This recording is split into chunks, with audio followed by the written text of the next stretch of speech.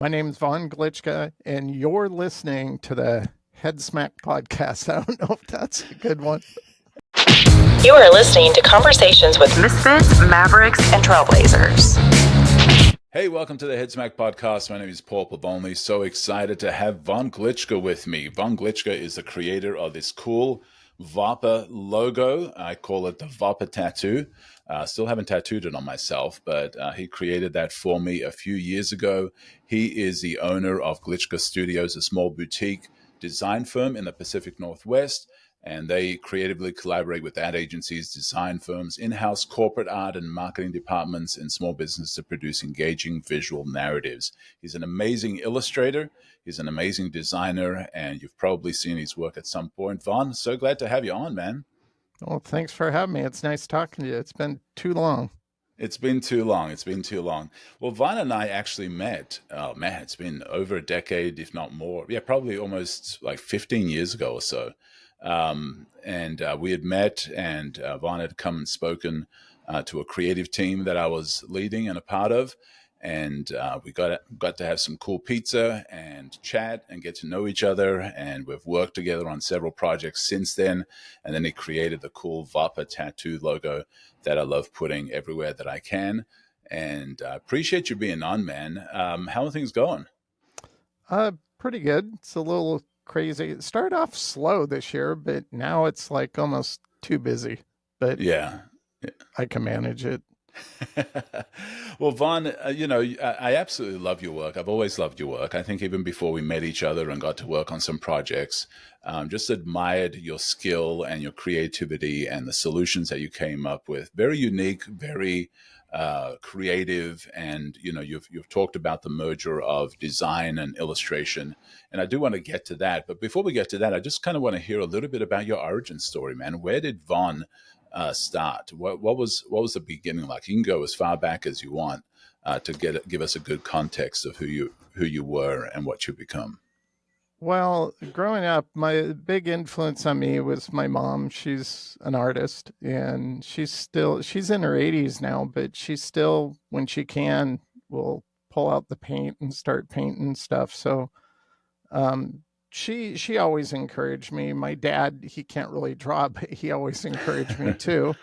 Um, and then just growing up, I was in high school when like a representative of, at the time it was the Burnley School of Art in Seattle, came by and showed a student portfolio from their school. And that's when I first thought, whoa, like I don't have to go to traditional college. I can go to this like Yeah.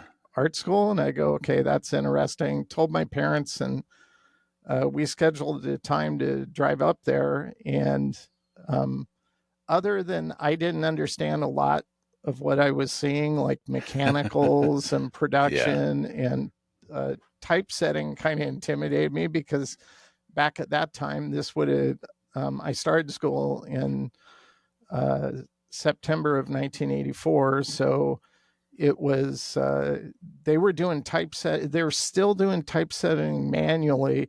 Oh yeah. And within 5 years, it all changed once Right. the first Mac started rolling out and stuff.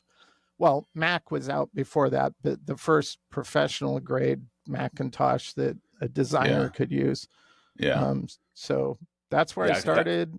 I kind of remember that time because when I went to college, they had computers. They had like a computer lab, but they had no idea what to do with them because there wasn't a Yeah. way to output out of the computer the things that you were creating. Like that hadn't been figured out quite yet. And so, yeah, I remember that we had the labs and we were just like figuring stuff out like ourselves and then writing the manuals on it and taking photographs of the screen to capture the artwork that we had created. So it's Yeah, kind of interesting.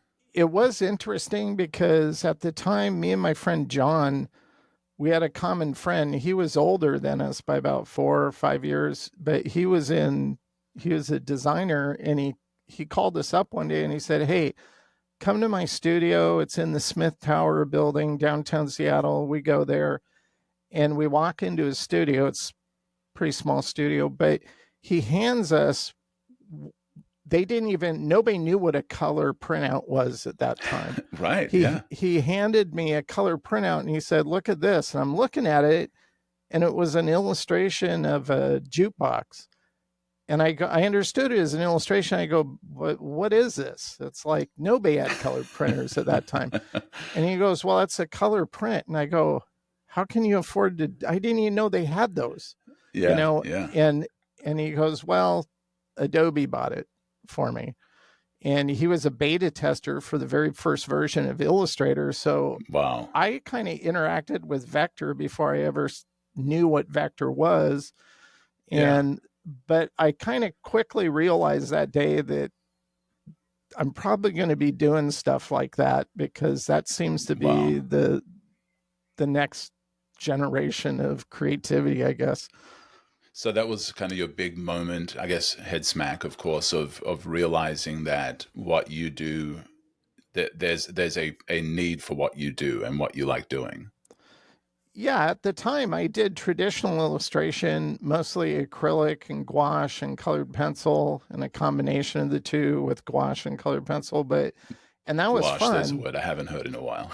Yeah, right. It was cool though. I liked it because you could always it was like oil in the sense that it dried really fast, but as long as you wet it again, it could be pliable and you could move stuff around or edit. But the thing I didn't like about illustration traditionally was it just took so long.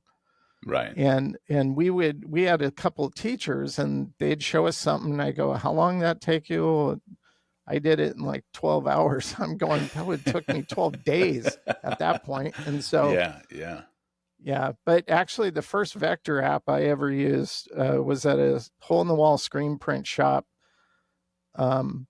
where I had sold, he was a former boss. It was my first job out of art school was at the screen printing place. Then I moved on to a sportswear company and did designs for lines for Target and stuff like that. But I decided to leave that job and kind of tour the country, take a break from design or anything, and tour the country for a year with a company out of California called Motivational Media. And at the time they did multimedia presentations with like projectors, slideshows, and it was all like drug prevention stuff. So it was like way outside of what I had ever done. But in the process of trying to get there and buy a ticket, I went and sold my boss all these old sketches I had and to get my plane ticket. But while I was waiting for him to get there, I saw he had a computer and it was a PC. And so the first Vector app I actually played around with was Corel Draw. And I remember that. Once I did that, I go, this is really interesting. I'm going to have to jump into this at some point. And it was about 2 years after that I first started using my first, well, not the first time I used Mac. I used to program in Apple Basic in high school, but the first time I used the interface with the mouse and software. And that was at a design studio. What was that moment like? It was cool. And that was freehand. So I was using it, but here's what a lot of people don't realize is freehand, Adobe, a lot of their beta was going on at Seattle. Freehand was founded by Aldous originally in Seattle. And so my friend used Illustrator when he first started. I used freehand, and it was in Illustrator at that time, you couldn't work in preview mode. You had to work in keyline mode. And then if you wanted to see it, you had to render it. Freehand from day one was always you work in preview. And so I really like that. I used that for approximately 15 years. I remember when Adobe first tried to buy Illustrator from Aldous, the Federal Trade Commission says, no, you can't own your number 2 product in the industry. Right.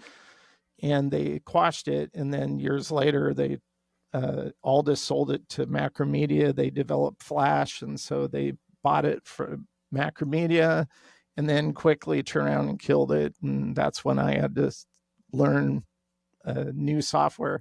Yeah, That I loved freehand. There's some yeah. things about freehand that I still miss. Like freehand was my go-to as well. And you know, then of course Illustrator came out and then we all hated CorelDRAW. Like CorelDRAW was the one that we liked hating on. At least I did, and the people It, I knew did.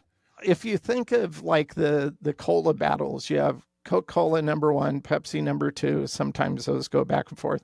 And then RC Cola is like number three. So Corel draws like RC Cola of vector apps. Yeah. Yeah. I remember that. But yeah, freehand was my go-to as well. That's what I learned on. And then of course, you know, Adobe came out with InDesign, and so I kind of jumped in on that because I was using Quark at the time. I don't know whether you use Quark at all, but it was not as it was clunky industrial workhorse that you know created Time magazine. I mean, it was what everything was built on. And then you know after Adobe you know launched InDesign, I moved into InDesign away from Quark, and then of course they bought freehand and I was like, the writing's on the wall. They're going to kill it. You know, I might as well move over to Illustrator because I Yeah. knew, you know, they're going to kill it. They're going to kill freehand now that they bought it.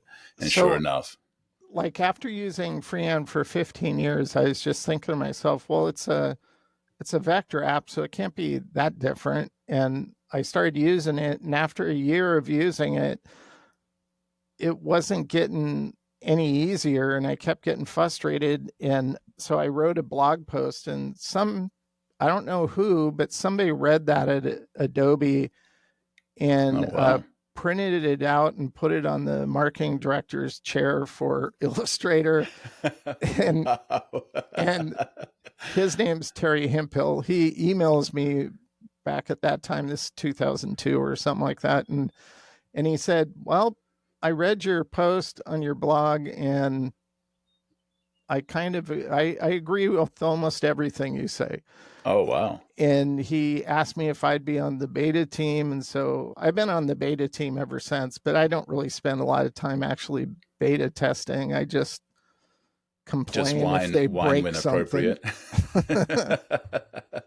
Just flag anything and just move on. Just tell them this sucks. Yeah, well, yeah, they actually get, it's like a love-hate relationship for me. It's like when Intertwine came out, and there's Adobe has a hype machine now with all these real publishers, and they hype the latest features if it's uh, the new thing. yeah, Like it's awesome, and it's not always awesome. I think most of their new features are kind of half baked. Intertwine's yeah, one of them. Yeah, you can mock stuff up and it looks okay, but you still have to build it. You still have to yeah, build it clean because you can't deliver, let's say, a brand asset monogram you put together. You can't deliver it with Intertwine. It won't print right. yeah, It'll break. And and so I said, Intertwine's half baked. And this head engineer at Illustrator, this was last year, he goes, "What do you mean by half baked?" And I go, "Well, I can explain it to you, but how about if I send you a DM and do it that way so we're not breaking the yeah, feed here?" And he said, "Okay." So I did.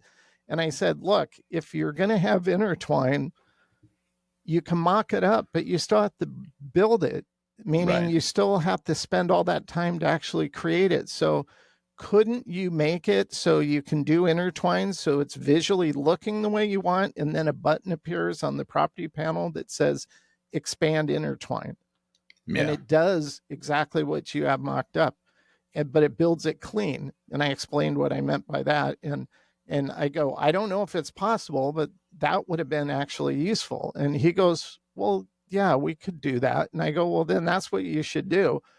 And then it's like, well, I don't know if I can convince him to invest the time into doing it. So it became like this political thing that yeah. their higher ups dictate all the developers what to work on. So So I yeah, wonder, like, who are they then creating it for if they're not creating it for it to be, you know, buildable, usable, practical? Like, who are they yeah. building it for with that kind of a feature then? The world's largest ad agencies. That's who basically steers development, in my point of view. WPP, the world's largest agency out of London. Um, I know this goes back 5 years. So I know somebody that worked at Adobe and was an account manager. And he told me a story that he had to re-sign WPP to the contract that they were signed on to, which was for $40 million to license Creative Cloud for all their employees globally. So Wow. that's just one agency, 40 million, but he signed him up for 42 million, and that was 5 years ago. So it's probably higher now. Yeah. And that's who they listen to. So you can be an independent, and I complained about the snapping bug for 12 years. They just finally fixed it, but it took Yeah. 12 years. So, Well, but it's still interesting, even for a huge organization, huge agency like that. Like if they're not able to take this feature, this cool trick, and actually use it practically, like why even create it? Like I know that I to me know. would be confusing because Yeah. it has no practical purpose. It's cool. It's a neat trick. It makes a great reel on Instagram for people to be like, wow, that's a really cool thing to do.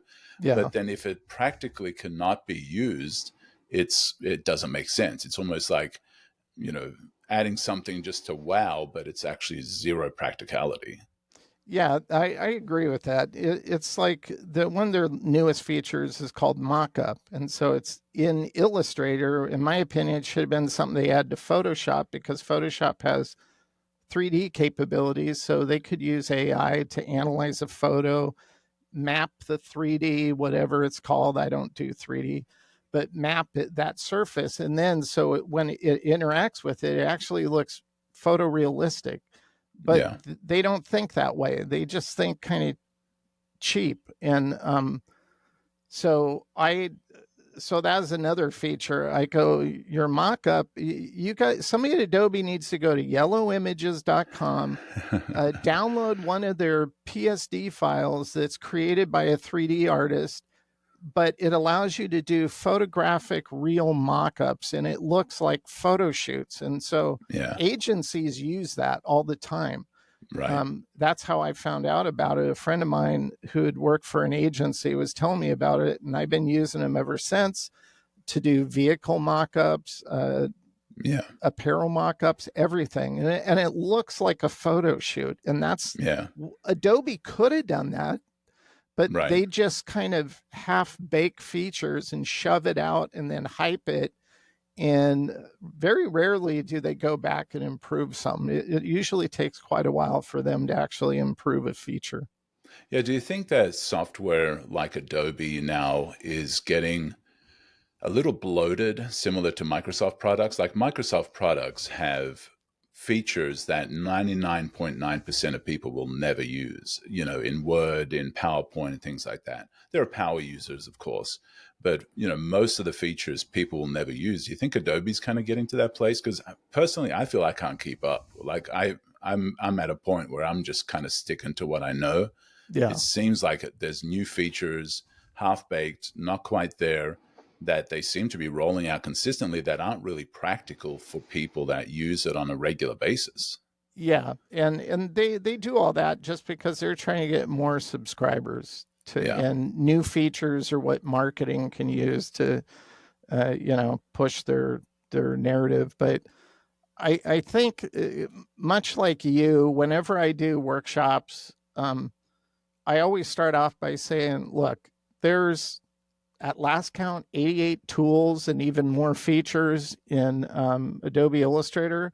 You don't need to know all of them. I don't know all of them. I know people who pretty much know all of them, but they don't really have a portfolio you can go to and admire a body of work. So Yeah. they just know tools. And it's like, and so what I try to reinforce with people when I teach is, if you get these core tools down, and for me, it's about 18 tools that I use.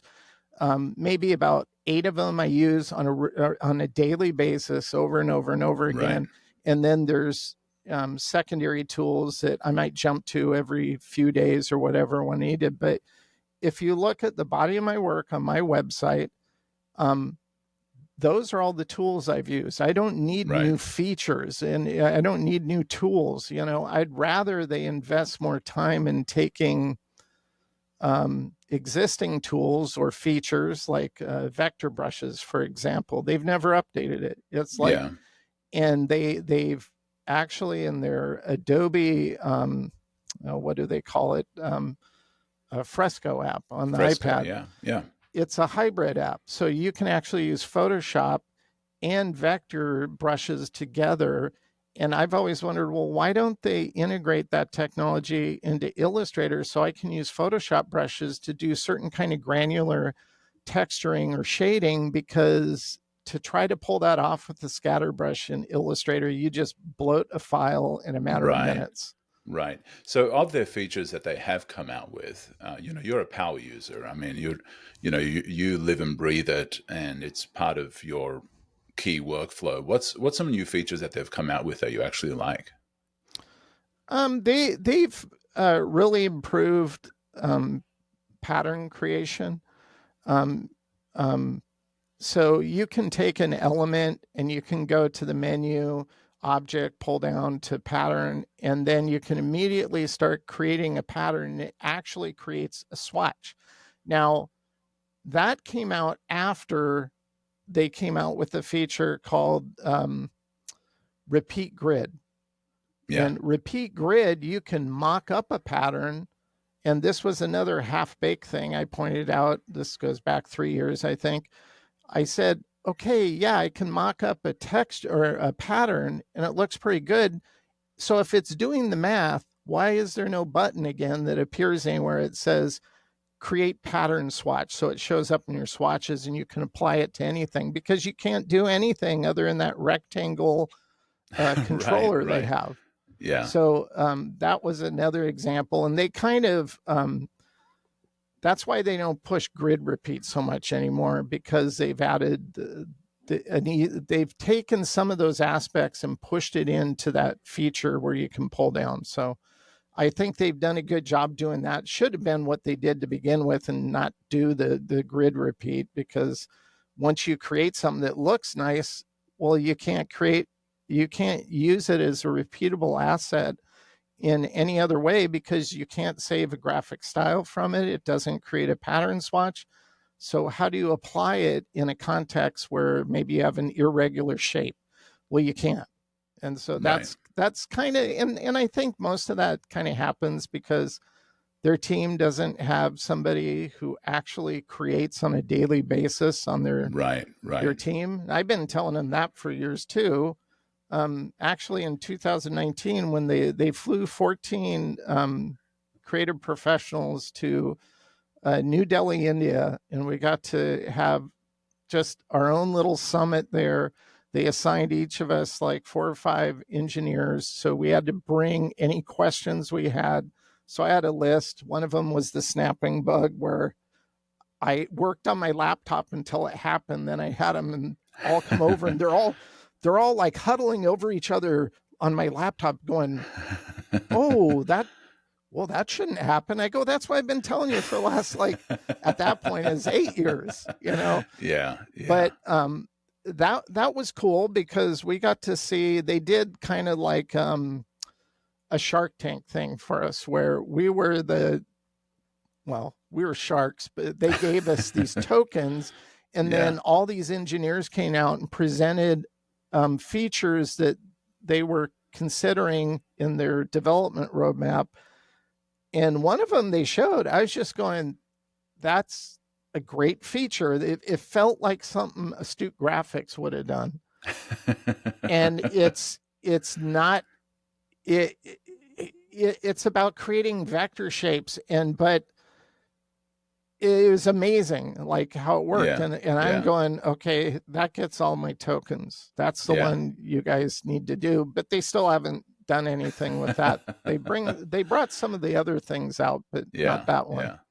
Well, I think that's a really good lesson in that, and I think a good head smack moment for somebody that might be producing a product or a service or something is, you can create it in your own brain, you can create it in your own store, in your own workshop, in your own offices or whatever, But UX and user experience is so key to making something go to the next level, is actually talking to the people that use your product, your service on a daily basis, practically, not that play around with it. I mean, there's probably people online that, they've got time, they play around with Adobe. Hey, look, the intertwine. Hey, look, we've got all these cool features, but they're not actually practical users that have to take it all the way to print or Yeah, production or t-shirts or brochures or signage or whatever. They're playing with it.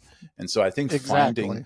I think finding the actual users daily in the grind, in the trenches, users of your product or service, and talking to them and listening to them could really take your business to the next level. So that makes me think of a feature I was thinking about yesterday again, and I might get the name wrong, but it's the 3D one where it takes flat art and it kind of bubbles it and Yeah, yeah, bring. yeah, yeah. And I was going, well, that's interesting, but I'd like to see a real world case where you use it for anything. It's like, I just don't think it's very useful. It's kind of interesting and unique, Right, but right. like, how often do you need to do that? So, Right. Well, and if the market is like, if a bunch of young designers are like super cool bubble text, bubble whatever, I mean, it's gonna have a lifespan of a fly. Like it's gonna be cool for a moment, and yeah, then it's over, and you've spent all this time in engineering and development and programming to create this feature that has very limited. If it becomes a trend, if it becomes a thing, it has a very short lifespan, and then it's over. And then it's just bloated. It's just stuff that's in the code that now makes it a bloated software. And I think you're absolutely right on that. yeah, that's, I admit it. I tried it, but I couldn't get over. I can't think of one. Like, usually when I'm doing a course and I'm showing some methodology or approach, it's in context of how it could be utilized in a real world. Yeah. It might be a fake client because it's just a course I'm demonstrating something in, but I always try to put it in that context of, well, this is why you could use this feature to do this type of work. I couldn't Right. think of one thing I'd use that for. Well, it's kind of like, I guess in the 90s or early 2000s, if Adobe created a plugin to create the glass buttons, that suddenly was the hip thing with Apple products. Like everything suddenly started being the glass Oh, like buttons. the Yeah, like Steve Jobs said, they were liquid. lickable. Yeah, yeah. Yeah, Like imagine they spent all this time just creating the lickable button, option that you could create easily, and that, and then it's like, well, yeah, everybody was doing that for a short time. Like everything suddenly looked like it was made out of glass or liquid or whatever. And yeah, then that disappeared and people moved on. But if that was still part of your software, it's just bloat. It's just stuff that doesn't need to be there. And so I do want to go back a little bit to a little bit of your story. And so, you went to the agency, you saw the guy printing the cool stuff, you started diving into freehand. Was that your first job? Was that like what, once you realized that you had kind of a place with your artistic ability in graphic design, it wasn't painting like your yeah, mom, it wasn't doing that. What was that experience like in learning that what you did had a place in this world? yeah. That didn't happen till my second job. My first job was at a sportswear company, and it was fun, but it was just screen print. So, my next job, I was hired by a design firm here in Salem, Oregon. Um, and we did everything from print collateral, logo design. We did T-shirts for Nike and a bunch of stuff. So it was more variety, but there's a lot of print production stuff that I had to do. So um, we would get something, a project that had come in, and I knew it would need like illustration. But up until that point, when I was working at the sportswear company, if I wanted to do a design, it had a character or whatever in it. Yeah, I had to create it. So um, we didn't have the budget to hire illustrators. So that's where I started really kind of cutting my teeth in the early 90s on doing my own illustration and working with clients and everything involved with that. So, and that whole period of time in the 90s was all freehand. And then it was the end of the 90s. I was offered a assistant art director position at Adidas America in Portland. Interviewed with them for 3 hours, but then I turned the job down. It just didn't feel like the right move. Wow. And then for that next year, I was second guessing myself. Should I have done that? And then at the end of the second year, I was talking to my brother, and he sent me, and this shows you kind of the time period, 1990s, the end of 96, going into 97. He sends me a letter with all these classified ads for designers from the San Diego area. And I'm looking through them, and I saw one for Upper Deck. Wow. Yeah, I remember that. And I'm going, Upper Deck? I go, well, that's interesting. I think I'm going to apply to this. So I applied. I got a phone interview. We did a phone interview, and then they said, well, we'd like to fly you down to do a personal interview. And this just shows you before 9/11, because I show up at work one day. It was, I think it was a Thursday or Friday. I think it was Friday. And I said, I have something I need to do this afternoon. Okay, that's fine. Take the rest of the day off. And then I just drove up to Portland, jumped on a plane, flew down. I got to the interview like 35 minutes late because of traffic. Wow. Yeah. So I get there about 5:45 p.m. and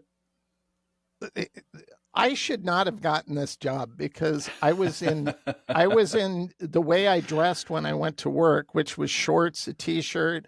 I was wearing flip-flops. Oh my God. Yeah, very Portland vibe, right? And my portfolio wasn't a nice pristine portfolio. It was just colored printouts shoved in a binder.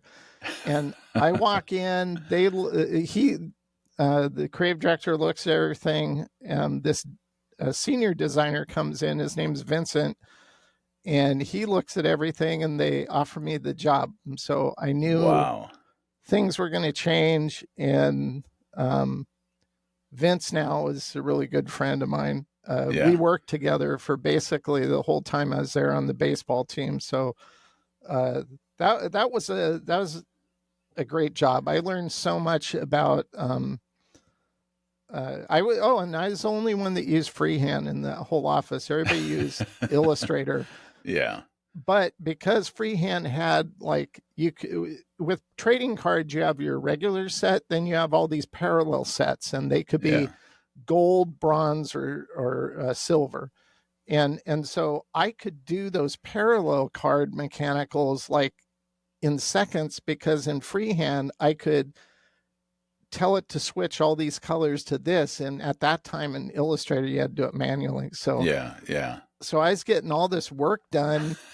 and then they said, well, Vaughn's done with the baseball line. He has 2 weeks with nothing. So they started giving me all the special projects. And so at the time, no other card company had done this. At the time, they bought a Babe Ruth bat off of Sotheby's, and for like $25,000, and they're going to cut it up and put it on cards. I'm going, look, if you're going to destroy you're calling the card a piece of history. So if you're going to destroy a piece of history, we need to take a photo shoot of it.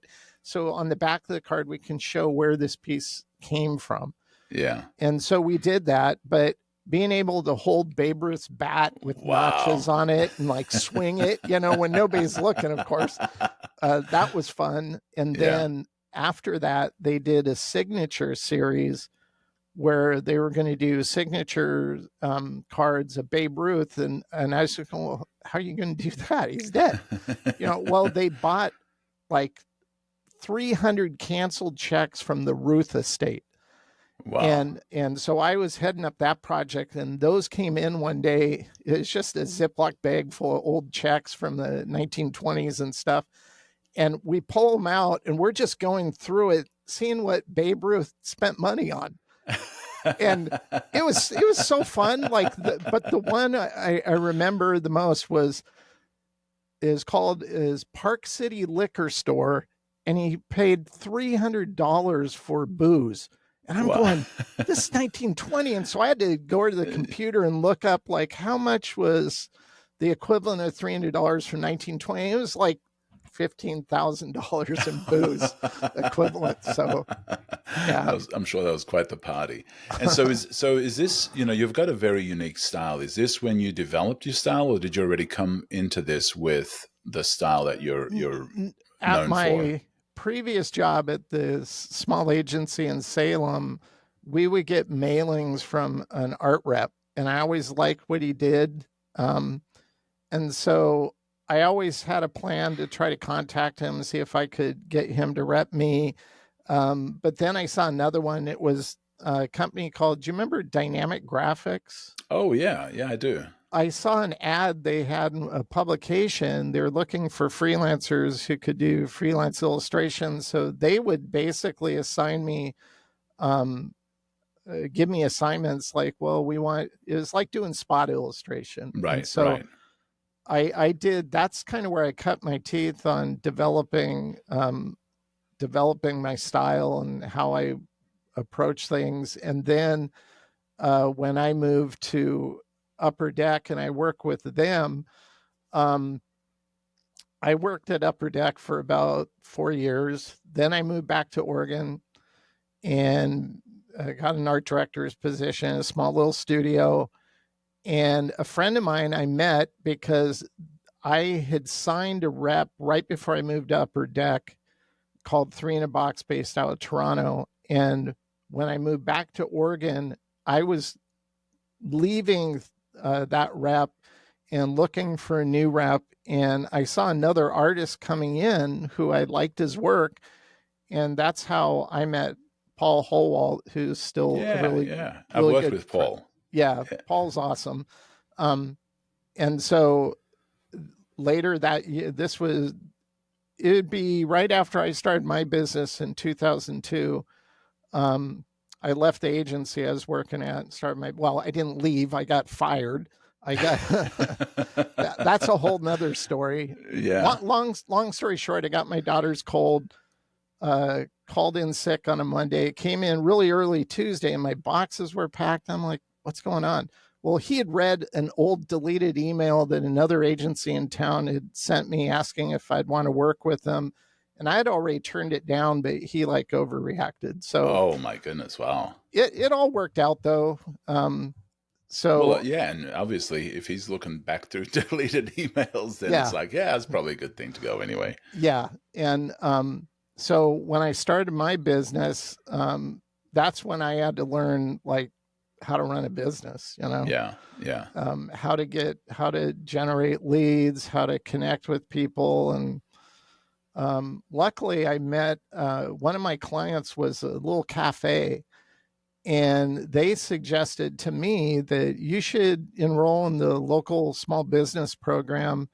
And the guy who runs it's really good. He meets with you every month, gets to know your business, and then he consults with you on how to improve, how to operate a business. Yeah. Yeah. I'm going, well, that sounds good. So I did it, and it's only a 1-year course. I ended up staying in it 6 years because I became friends with the guy who ran it. His name was Jim Colby-House, and he's a former VP of Gallo Wine and Coca-Cola.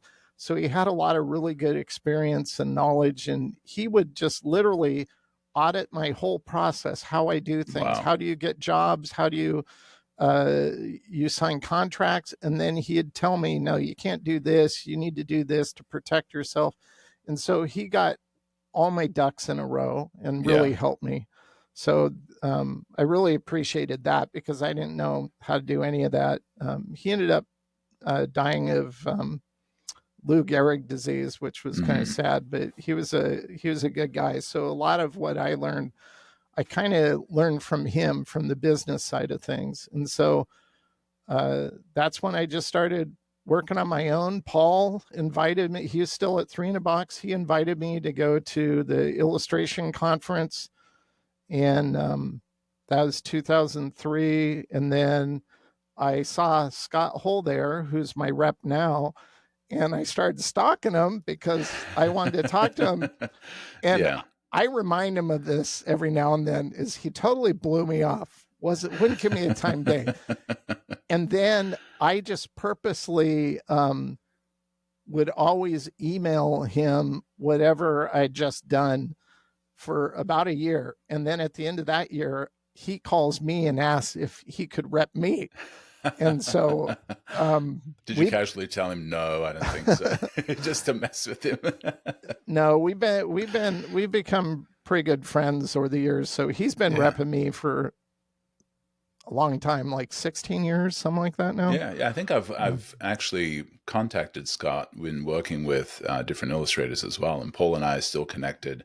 And I think I even worked with him on several projects as well around the same time that I worked with you on some illustration projects. So great team there. So as you've progressed in your career and the things that you've produced, I mean, really amazing. The creative process can sometimes bring fear. What are you like? Do you ever face that fear? Like, what are your thoughts on just looking at a blank screen and creating? Well, yeah, I faced that fear this week. I can't get too specific since nothing's out yet, but we had developed some packaging design for a company, and we did that last year. And now they're working on kind of their entire system of how they promote it and brand it to the public beyond their packaging. And they asked me to do some illustrations. I didn't really know the specifics. I didn't get those I didn't read those until yesterday morning. And they need 6 illustrations. And it's almost like they wrote out what they want for each one as it was really specific. Like, I can't talk much about the specifics, but like a vehicle from this perspective, and this is happening in this. And it's like, normally it's never that specific. And so once I saw that, I go, there's no way I can get 6 illustrations done by this is supposed to be next Wednesday. Wow. And so I had to tell Scott, can you contact him and say, how about I do 1 illustration? I'll sketch out the other 5 so you can show him this is how these would be rendered. Right. To get them, because it was just a pitch. It wasn't nothing was official or approved yet. And that makes me kind of fearful because one, I'm just not sure I can pull it off in that timeline, and it's a lot of work, and it's not the type of illustration I do a lot, just because if I had a choice, I always like doing illustration in context of branding in general. This is more almost editorial illustration, and if I had a preference, I just wouldn't do that type of work. It's more like an infographic-y type thing, less. Well, it's more of almost like a visual. It's very complex.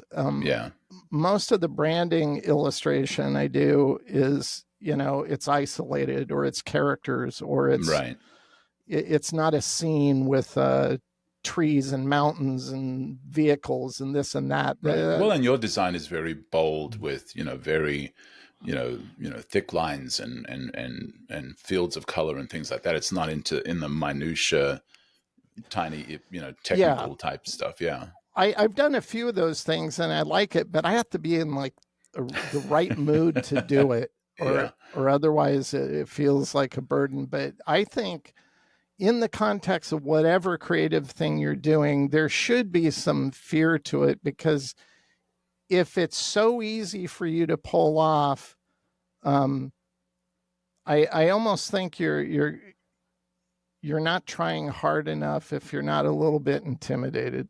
Yeah. Interesting. And it goes that way for logos. Like, I have to brand a zoological entity. And so it's all about animals. It's all about the 4 classifications of animals and the services they provide for them. But their primary brand, they don't want any animals in it. And so I'm going, okay, but all the samples they show have animals in it. And so for me, there's some fear there because I'm going, okay, am I going to be able to solve this? I always Yeah, view branding as kind of like you're solving a graphic mystery.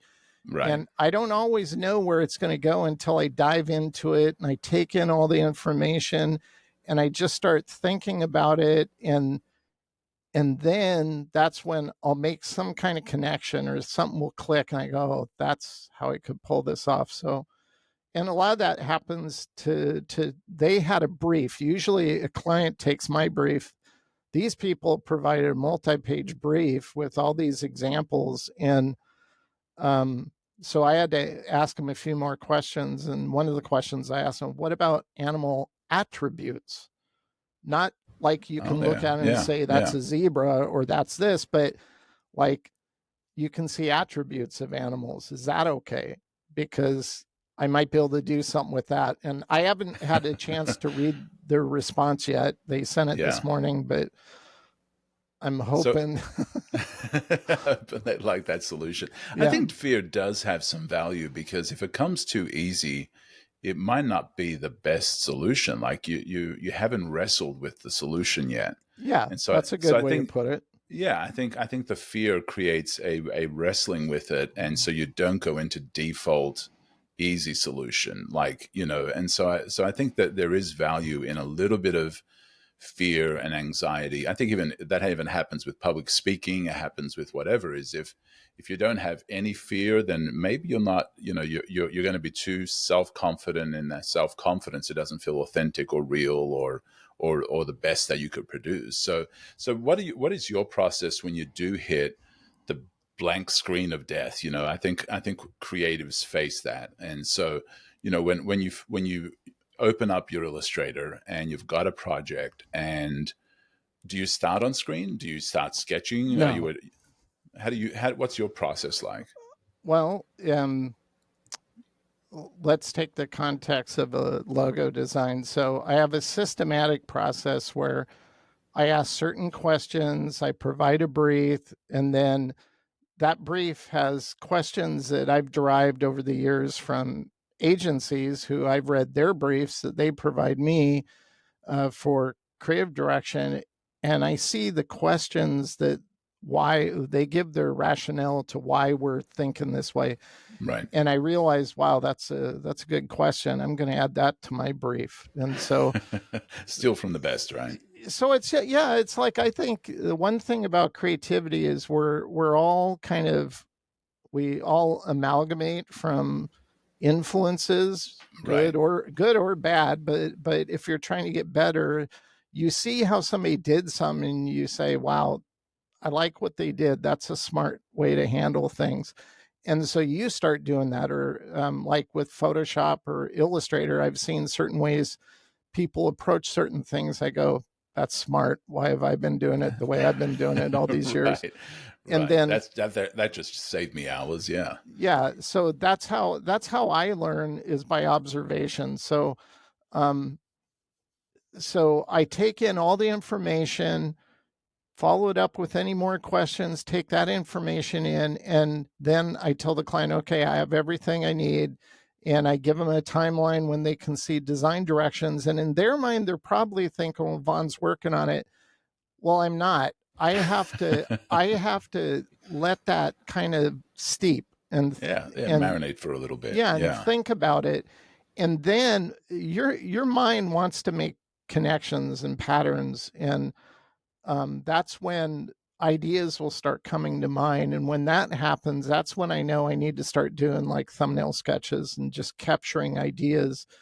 And in the process of just doing thumbnails and working out how you could handle this or that, you stumble upon ideas that you wouldn't have thought of if you would have just jumped into it and just kind of go with the low hanging fruit idea, which comes easy. It's what you said is so true. Is it has to be a little bit of a struggle, because that's where you purge the bad ideas and then something emerges that you know is going to probably be a good direction to show. Now, with the sketching, do you start once you have inspiration, or do you start before you have inspiration? It's one of the same for me, so it's all part of the process. If I'm thinking of a certain thing, I'll use reference if like, because I know what a zebra is in general in my mind's eye, but Right. if I'm drawing something and I know it has to be a certain thing, then I look at reference, and it doesn't matter if it's really iconic.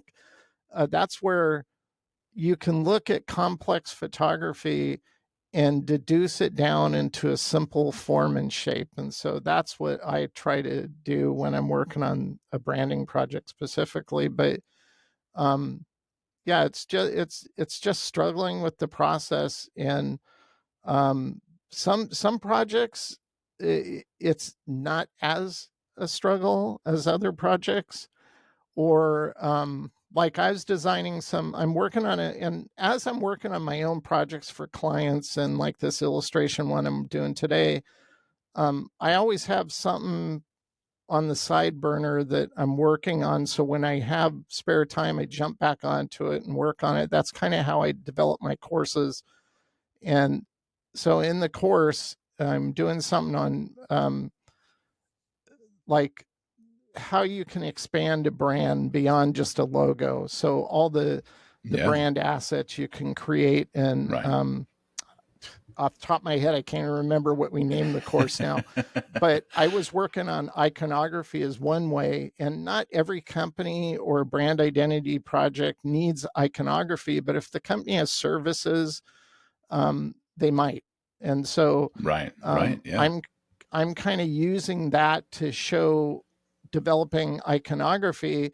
But even in the process of creating a course, my mind keeps thinking about something. And I realized yesterday, I wasn't even working on that, I was working on these illustration things. And it popped in my mind, I need to change that icon, because my mind said, it wouldn't really look like that. He should be leaning forward. And I'm like going, what? And I go back and I look at it and I go, yeah, that does look better. So Yeah. Well, I I think think that's that, really interesting. Go ahead. no, I just think that's it's kind of like you develop a sixth sense at times. And Yeah. the more you develop your own systematic approach to design, you can augment it at any time with new things you see that could improve it. Right. Yeah. Right. You said several things there that I think people have probably written down. I think if you haven't written down, you need to take note of. The first thing, or one of the things that you said is, you take all the information, you take all the inspiration, and as creatives, and I've shared this before, is, I consider myself like a sponge, and I'm constantly absorbing. I look at a menu, I look at a sign, I look at a magazine, I look at a TV show, I'm always absorbing. And then when it comes time to create, it's like I squeeze the sponge of everything that I've absorbed, and then something hopefully original comes out of it. But sometimes when the project comes along, as you shared, you take in all the information and then you let it marinate, and sometimes even just like forget about it, like move on to something else. And it's amazing how many times for me, and it sounds like it happens to you as well, is when you stop thinking about it, that you actually get ideas about it. When you stop like angsting Yeah. over it, you suddenly have this inspiration. I've had, brilliant ideas in the shower and just driving silently in the car. Suddenly an idea pops in and I was like, I wasn't even thinking about that, but oh my goodness, that's a great solution. That's a great direction to go in. And you find that too, right? Absolutely.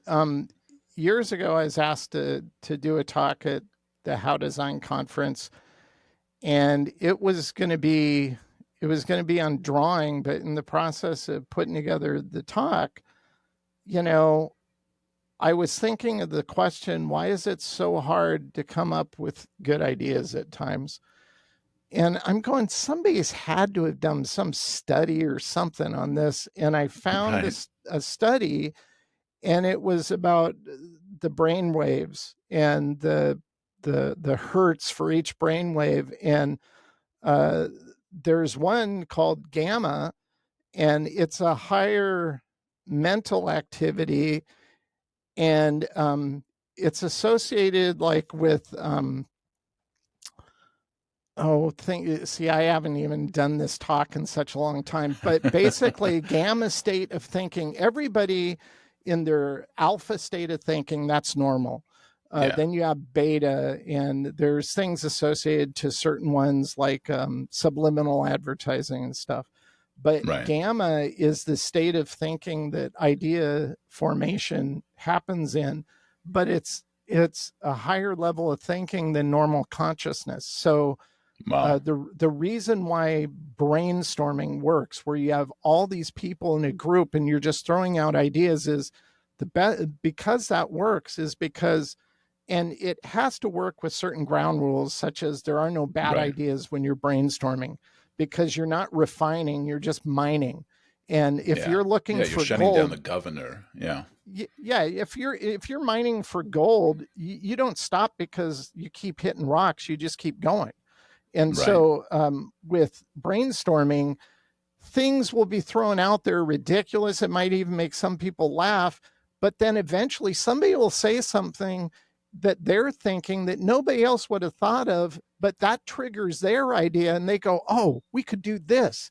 And then all of a Yeah. sudden you have these ideas that wouldn't have existed if it was just an individual on their own. So, Right. and there's a reason why a good example of gamma level thinking is when you're driving or you're in a shower and that eureka moment hits and you Yeah. realize, oh, this is what I could do, or this is how I could fix this, or whatever. And it applies to anybody in any context of trying to solve Right. something.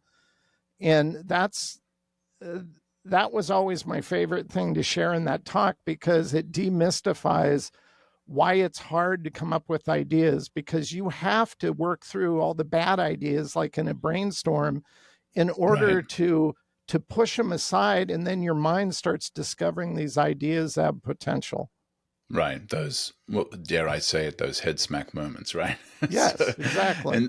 And another thing that you shared about the drawing and the sketching, and for me, sometimes when I feel stuck, when it comes to doing a logo or a brand or whatever, I find that if I just start drawing the things that I do know, start writing out the words, start writing out the elements, start sketching stuff, even when I feel stuck, even when I feel like I have no ideas yet.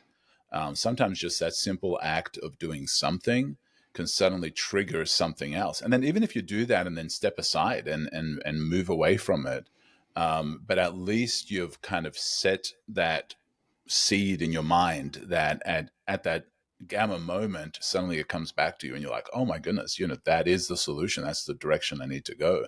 And so, yeah, I love that. What are some other things that you do in your creative process in prompting creative ideas? Well, you kind of brought it up, is that I'll get to a point and I've stared at something so long. Um, I know now it's best if I just set it aside, jump to something else.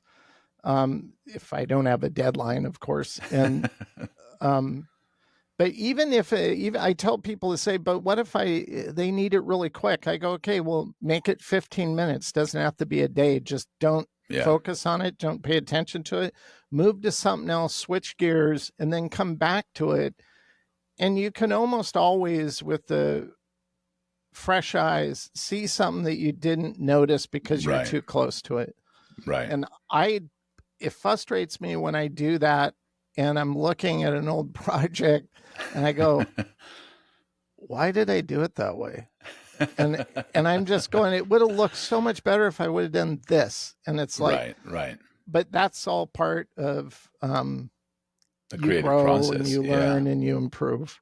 Yeah, and I'm the same way. Sometimes I just go have a shower to reset, or I clean my office. Just like even think on a different level, or thinking on a different part of your brain. And so for me, sometimes it's just I'm just going to clean up my office desk. It's sometimes in the middle of projects or whatever, things get scattered. You got books and references and sketches and whatever, and sometimes it's just that simple act of let me clean up my office a little bit that gets you to a place where you can think freshly in it and jump back in, even with a deadline. Taking 15 minutes, like you said, to do something different makes a big difference. Yeah, I do So, that quite a bit. So, Vaughn, this has been amazing, and I do want to honor your time with this. An hour has gone by very quickly, and so now, of course, you're teaching, you're creating courses, and that's absolutely amazing. The stuff that you're doing it with LinkedIn, right? And I ever since 2011, I've been back then they were lynda.com, and then LinkedIn bought them, and then Microsoft bought LinkedIn. So it's still LinkedIn Learning. It's just Microsoft kind of does the back end thing. Yeah, yeah. And so I definitely encourage you to follow Vaughn and all his adventures. And if you need inspiration for the work that you're doing, definitely follow him across all the social media channels, and be sure to check out his website. Also, definitely look at the LinkedIn training and the courses. Follow him on LinkedIn. To find out what's happening where and when he's doing stuff. Check out his website, glitchkastudios.com. And I know you even create brushes as well now. You're creating brushes and things like that. Yeah, on actually my first course called Logo Design Process outside of LinkedIn was through Retro Supply Company.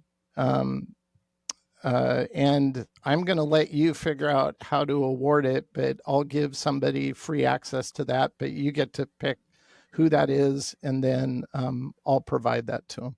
Awesome. Well, yeah, if you want to leave a comment on this podcast, whatever channel it is, if you want to leave a comment, let me know about it, and I'll choose somebody out of the comments for this and choose them to get that great package.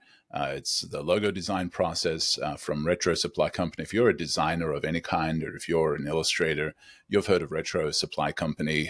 You're probably a fan of it. You probably get their newsletter. You probably have your link to their social graphics. So this is going to be a great resource. And so I will choose somebody, after we launch this podcast from the comments, and they'll get that free access to that full course as well. I have a question. You publish these on YouTube, right? Oh yeah. I'll be publishing videos Okay. As well, video versions. So anybody who's watching this on YouTube, once you're done, just type into search on YouTube, PPLLUV, People Love Process, and that'll bring up my YouTube channel, and that content's all free. Awesome. Well, thank you so much. So for somebody that is an illustrator, that is a designer, and I think you call yourself an illustrative designer, or what's the term that you use? Illustrative designer would fit. Would fit. Yeah. Absolutely love what you do. And, if somebody wants to follow along, definitely check out those channels. But for somebody that is at a place that you once were, what would you tell them? Like, how would you encourage them moving forward? Never stop drawing. It doesn't matter if you ever become an illustrator. You don't need to. Drawing facilitates ideation. You're going to end up loving it. You're going to produce a wider range of ideas the more you develop it, because when people ask me, well, what do you mean by illustrative designer? What does that mean? I teach in a Master of Fine Arts program on the East Coast. They're all traditional illustrators, but they asked me to do a talk on illustrative design. And so the first example I give is I show the Target logo. I go, this is quintessential graphic design, elliptical shapes. You could probably build this in 30 seconds in Illustrator. Right. Then I bring up the Starbucks logo. I go, this is also vector art. It's the Starbucks logo, but just by looking at it that at some point somebody had to draw this out to figure it out before they created it. So right. That would be the difference. And if you just do drawing in general, not that you have to become an illustrator, it's going to expand your offering. You're going to be able to pull off certain visual contexts that otherwise are really hard to do if you don't do any drawing. That's amazing. Well, thank you so much, Vaughn. This has been a great discussion. Thank you once again for the cool VAPA tattoo logo. And it still looks amazing. Still love putting it everywhere. And for those of you that don't know what that is, I'll post it somewhere associated with this podcast episode. Vaughn, thank you so much, man. It's been awesome. Well, thank you for having me on. I appreciate it.